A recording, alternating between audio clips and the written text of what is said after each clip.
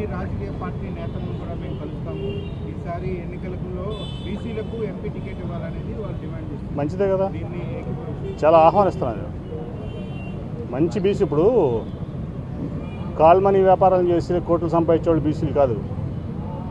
బీసీలు అంటే మా గోగుల రమణ ఉన్నాడు చూసావా, డిప్యూటీ మేయరు, 3 సార్లు కార్పొరేటర్ చేశాడు, ఈ పార్టీకి నగర జనరల్ సెక్రటరీ చేశాడు. మచ్చ లేకుండా 5 ఏళ్ళు, మీరందరూ కూడా మీకు తెలుసు, 5 ఏళ్ళు మేము డిప్యూటీ మేయర్ ఇస్తే ఒక్క మచ్చ లేకుండా డిప్యూటీ మేయర్ చేశాడు. అది బీసీ అంటే. బ్యాక్వర్డ్ క్యాస్ట్ అంటే నీతి, నిజాయితీ, క్యారెక్టర్, ఇవన్నీ ఉన్నాడు. అంతేకాని కాల్మనీ వ్యాపారాలు, సెక్స్ ర్యాకెట్లు, గోండాగిరీలు, రౌడీగిరిజం చేసేవాళ్ళు బీసీ అని నేను అనుకోవట్లా. అని కోట్లు కూడా సంపాదించుకున్నాడు. బీసీ అంటే ఎస్, బీసీకి ఇవ్వాలి, ఎస్సీకి ఇవ్వాలి, మైనార్టీకి ఇవ్వాలి, పేదవాళ్ళకి ఇవ్వాలి, వెనకబడిన తరగతులకు ఇవ్వాలి.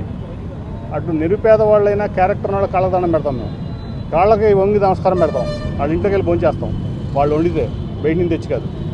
కానీ కాల్మనీ బీసీలని, భూ కబ్జా బీసీలని, జనాన్ని హింసించి డబ్బులు చేసిన కోట్లు కూడా సంపాదించే వాళ్ళు బీసీ ఎట్ అవుతారు? బ్యాక్వర్డ్ తరగతి అంటే అర్థం ఏంటి?